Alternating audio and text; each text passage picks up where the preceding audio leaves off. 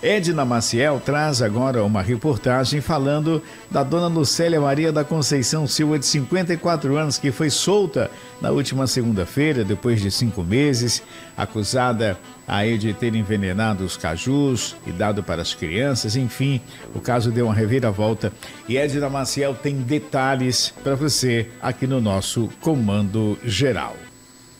A polícia prendeu Lucélia Maria em agosto do ano passado em Parnaíba, acusada de ter envenenado 2 crianças, os irmãos João Miguel e Ulisses Gabriel. À época, ela teve sua casa queimada por populares.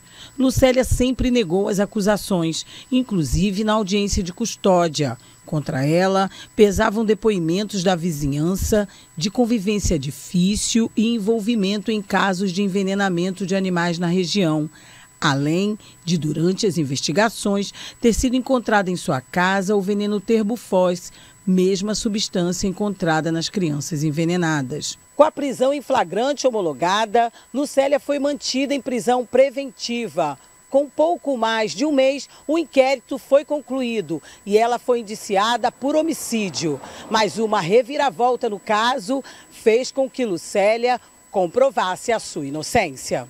Um envenenamento em janeiro deste ano em 9 pessoas da mesma família e que resultou em 4 mortes, a prisão de um suspeito, Francisco de Assis Pereira da Costa, mas principalmente o laudo do IML, 5 meses após a prisão de Lucélia Maria, confirmando que não haviam substâncias tóxicas nos cajus, fez com que a polícia reabrisse o caso e libertasse Lucélia. Perguntado sobre pedido de indenizações, o advogado não quis falar no assunto. Não se fala, apesar de toda a guinada de direção do processo do custo do processo completamente.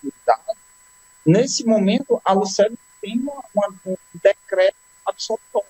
Está sentenciado como inocente. Nós temos que ainda litigar o caso, nos ulteriores atos processuais, para, enfim, a gente conseguir o êxito. Lucélia concedeu uma entrevista à nossa equipe. Muito bem, agradecer. Muito bem. A Deus e o advogado sempre acreditou na minha inocência e minha família. Outra vida aqui para cá.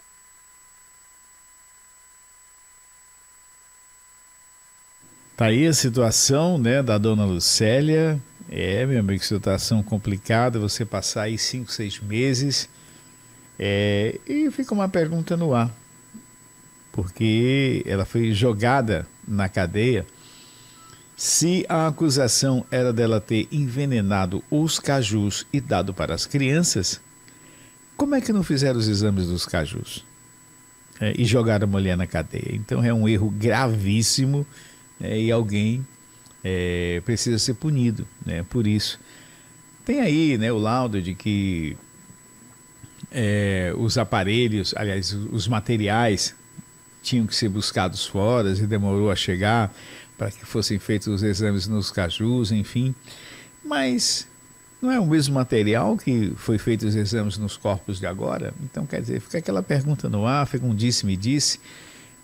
O que se sabe é que ela foi jogada na cadeia, teve sua vida, digamos, quase ceifada, sofreu ameaças na cadeia, casa destruída, enfim, uma complicação danada, e agora os cajus não têm veneno.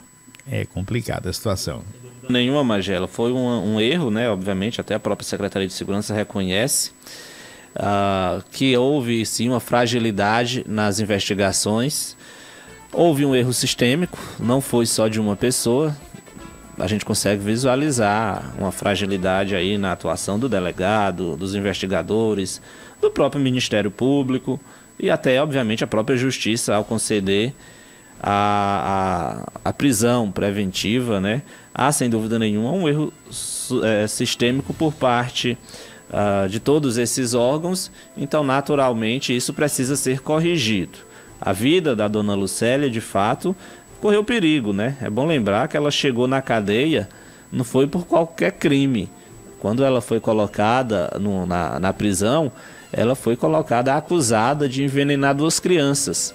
É um crime muito terrível, né, Magela? Então, obviamente que nem as outras próprias presas gostam quando chega lá alguém acusada de um crime como esse. Uma coisa é você chegar lá pelo crime de tráfico de drogas, que é um crime infelizmente recorrente. Outra coisa é você chegar lá acusada de ter envenenado 2 crianças. Então é claro que até as outras presas ficam filhos, né? E diz assim, poderia ser o meu filho, né? Sim, então é o tipo de crime, como a gente sempre vê, né, nessas reportagens policiais, até entre os presos tem o código de ética, né? Tem determinados crimes que não são aceitáveis entre os próprios presos, e esse de envenenamento de crianças com certeza é um deles. Então a vida dela também correu perigo, esteve em risco quando ela esteve presa. Sem contar, obviamente, de todo o impacto psicológico, todo o impacto que ela sofreu e vem sofrendo até hoje. Provavelmente é algo que ela vai levar para o restante da vida. Então, em se confirmando a sua inocência, é claro que naturalmente ela tem direito de recomeçar a sua vida, tem direito a uma indenização, isso está muito claro, está muito óbvio. O advogado, obviamente, não trata desse assunto nesse momento, mas é claro que o erro precisa ser corrigido e ela teve prejuízos materiais, naturalmente ela tem direito a essa indenização, e é um caso que serve de exemplo para todo mundo, né, Magela? Inclusive para a própria imprensa. Por mais que os comentários dos jornalistas sejam baseados no trabalho da polícia, né, as informações oficiais repassadas pela polícia, vale aquela máxima de que ninguém é culpado até que o processo, né, chegue ao final, que a investigação seja concluída. Então, é sempre preciso que a gente tenha essa cautela e continue, obviamente, acompanhando e questionando sempre que houver a necessidade. É isso aí.